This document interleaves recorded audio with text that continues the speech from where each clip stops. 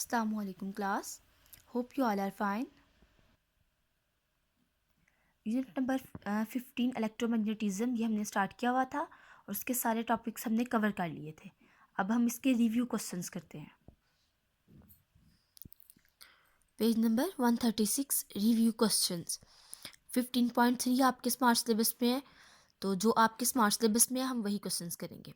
You are given an unmarked magnetized steel bar and a bar magnet. आपको क्या चीज़ें दी गई हैं? एक अनमार्क्ड मैग्नेटाइज्ड स्टील बार और एक बार मैग्नेट. एक बार मैग्नेट दिया गया हुआ है और एक दूसरा स्टील बार दिया गया हुआ है जो कि मैग्नेटाइज्ड है. ठीक है, मतलब आपने उससे खुद से मैग्नेट बनाया हुआ है जिसको इलेक्ट्रोमैग्नेट कहते हैं और वो अनमार्क्ड है, मतलब उसके ऊपर नॉर्थ और जो साउथ पोल है वो नहीं बताया गया हुआ कि नॉर्थ कौन सी साइड है और साउथ कौन सी साइड है. ठीक है, it's north and south ends are marked N and S respectively. और जो बार मैग्नेट है उसके ऊपर नॉर्थ और जो साउथ एंड्स है उसकी मार्किंग की हुई है. ठीक है, जो आपके पास स्टील बार है वो अनमार्क्ड है, उसके ऊपर नॉर्थ और साउथ पोल नहीं लिखा हुआ.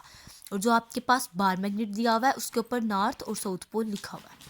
State how you would determine the polarity at each end of the unmarked bar. कहते हैं आप बताएं कि अनमार्क्ड जो बार आपको दिया गया हुआ है स्टील बार, उसके ऊपर आप कैसे उसकी पोलैरिटी को नॉर्थ और साउथ पोल को मार्क करेंगे. आपको कैसे पता चलेगा कि वो जो अनमार्क्ड बार है उसका कौन सी साइड नॉर्थ है और कौन सी साउथ है. ये 15.3 का मैंने आंसर लिखा हुआ है, आपको मैं इसे समझा देती हूँ. When one end of unmarked magnet bring close to the north pole. आपके पास है क्या था? एक अनमार्क्ड मैग्नेट था, ये नॉर्थ और साउथ नहीं लिखा हुआ. ठीक है, ये एक्सपेरिमेंट हमने किया, फिर इसके बाद हमने देखा कि यहाँ पे कौन सी साइड आई थी. एक अनमार्क्ड मैग्नेट था, लाइक इसके ऊपर ये मार्किंग नहीं हुई, और एक आपके पास बार मैग्नेट है जिसके ऊपर नॉर्थ और साउथ पोल लिखा हुआ है. ठीक है, क्या कहते हैं? When one and of the unmarked magnet, जब आप अनमार्क्ड मैग्नेट के एक एंड को किसके पास लेके आते हैं? Bring close to the north pole of the bar magnet. Bar magnet के नॉर्थ पोल के करीब लेके आते हैं. If the north pole end of the bar magnet, अगर ये आपके पास बार मैग्नेट का जो नॉर्थ पोल है वो अनमार्क्ड मैग्नेट, मतलब अभी ये नॉर्थ और साउथ नहीं लिखे हुए. ठीक है, अगर ये बार मैग्नेट अगर ये जो नॉर्थ पोल है बार मैग्नेट का वो आपके अनमार्क्ड मैग्नेट को रिपेल करेगा, तो आपको पता है रिपेल करेगा तो रिपल्शन कब होती है? जब लाइक पोल्स होते हैं. लाइक पोल्स रिपेल करते हैं और अनलाइक पोल्स क्या करते हैं? अट्रैक्ट करते हैं.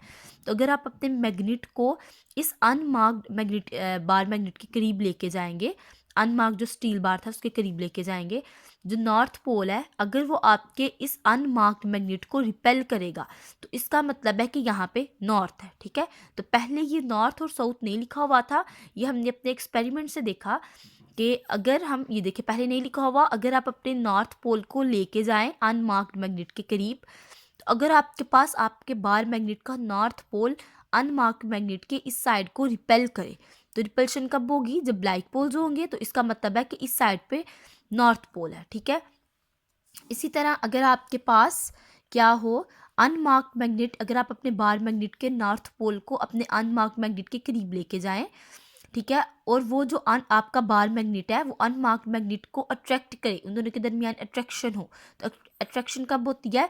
जब आपके पास अनलाइक पोल्स होते हैं, लाइक नॉर्थ और साउथ के दरमियान अट्रैक्शन होंगी, तो इसका मतलब है आपके पास अनमार्क्ड मैग्नेट की ये वाली साइड कौन सी है? साउथ साइड है. ठीक है,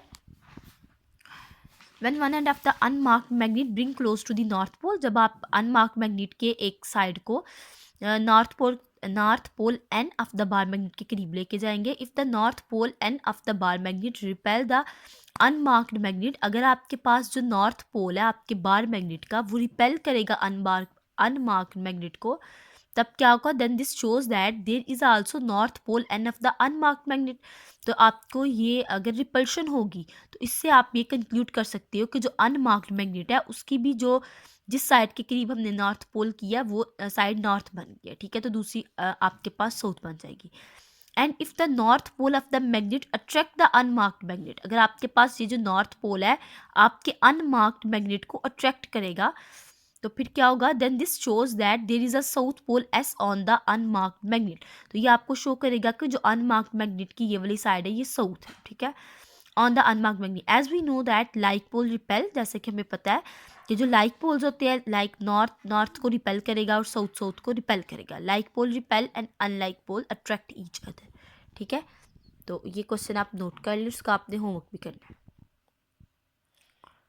ओके, अब नेक्स्ट जो आपके पास रिव्यू क्वेश्चन है वो क्या, 15.7। अब ये सारे जो आपके पास आगे वाले क्वेश्चन हैं वो आपने किए हुए हैं, तो सिर्फ आप ये देख लें इसका आंसर क्या बनता है। Describe a simple experiment to demonstrate that a changing magnetic field can induced EMF in a circuit. उन्होंने बोला हुआ एक सिंपल एक्सपेरिमेंट से ये डिस्क्राइब करें कि अगर आप क्या करें, मैग्नेटिक फील्ड को चेंज करें तो आपके पास ईएमएफ इंड्यूस हो जाए एक सर्किट में। ठीक है, तो ये हमने एक्सपेरिमेंट, ये हमने टॉपिक, किस टॉपिक में, ये वाला फिनोमिना पढ़ा 15.5 पेज नंबर 125। ये देखें आपके पास इलेक्ट्रोमैग्नेटिक इंडक्शन के का जो टॉपिक था उसमें हमने पढ़ा था कि जब हम आपके पास क्या होता है, मैग्नेटिक फील्ड चेंज होता है तो आपके पास इंड्यूस्ड ईएमएफ जनरेट हो जाती है। तो आपने ये वाला टॉपिक तैयार कर लेना है। ठीक, इस एक्सपेरिमेंट से हमने इसे ऑब्जर्व किया था, ये सारा आपने समझा। ये देखिए, ये लिखा हुआ है the process of generating an induce current in a circuit by changing the number of magnetic lines of force passing through it is called the electromagnetic induction. जो नेक्स्ट क्वेश्चन है आपके पास 15.9, वो क्या, describe the direction of an induced EMF. अब जो EMF induce हो गई है मैग्नेटिक फील्ड के चेंज करने की वजह से, उसकी डायरेक्शन क्या होगी। ठीक है, या आपने पढ़ा था कि लेंजिस लॉ से हम उसकी डायरेक्शन को देखते हैं कि उसकी डायरेक्शन क्या होगी। ठीक है, इसके लिए आपने लेंजिस लॉ का पूरा टॉपिक पढ़ा था। How does this phenomena relates to the conservation of energy, और ये भी आपने एंड पे पढ़ा था कि लेंजिस लॉ जो है वो क्या, एक मैनिफेस्टेशन है law of conservation of energy के। ठीक है, पेज नंबर 128 टॉपिक 15.6।